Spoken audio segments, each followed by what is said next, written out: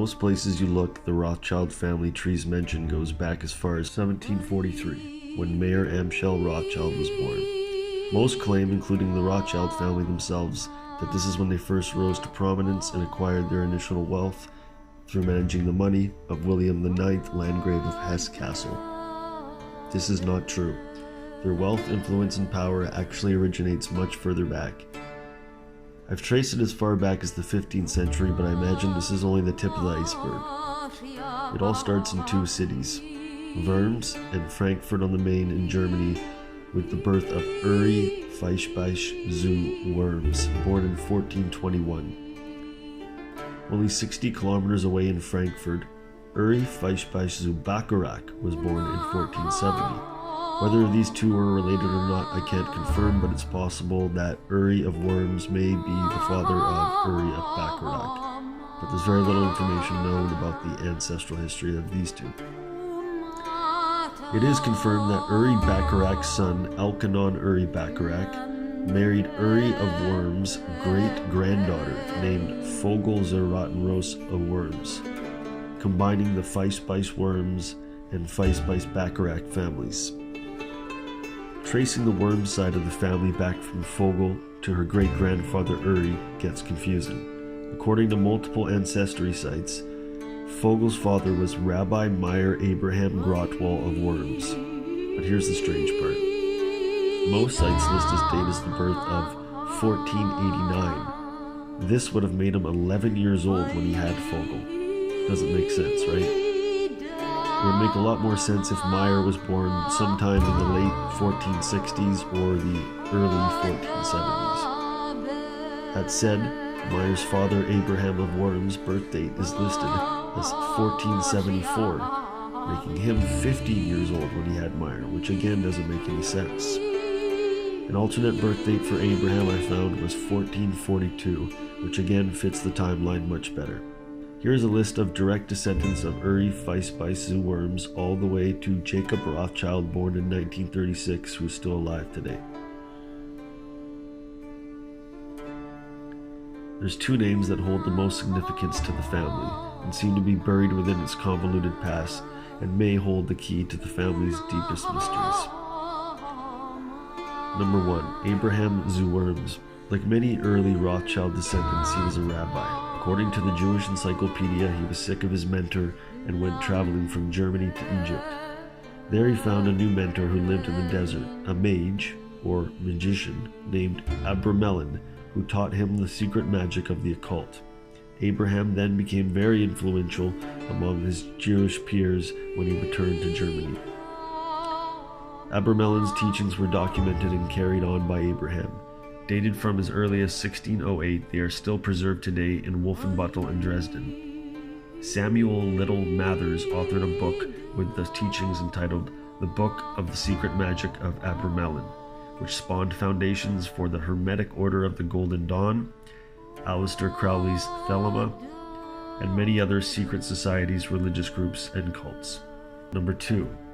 Elkanon Uri Bacharach zu Worms. Although so far I've been unable to prove it, I believe that Elkanon Uri Bacharach zu Worms was actually Yossel of Rothschild. Now, this may mean nothing to the uneducated of 16th century Judaism, but I assure you this is the most important link in the Rothschild chain. In the city of Alsace in France, right on the German border, which used to be part of Germany, Yossel of Rothschild was a very important figure to his fellow Jews and the German-French nobility. He acted as a middleman between his fellow Jewish people and the Roman Catholic Christians who ruled at the time. Here lies the most important fact as to how the Rothschilds were able to get so rich so quickly and consistently. Back then, Christians were not allowed to engage in money lending or borrowing with other fellow Christians. So if they wanted to borrow money, they would have to go to a Jewish man whose religion allowed them to deal in usury. He also helped write laws, terms, and regulations in representation of his people and submitted them to the nobility for acceptance. Jews had always been persecuted by the Romans, but at the time more pogroms, which is expelling or murdering of Jews, were happening in Germany, Spain, and other parts of Europe and the Middle East. Yossel was apparently trying to act as a mediator in order to gain the respect and trust of both his fellow Jews and the Christian nobility. He was very successful in doing this.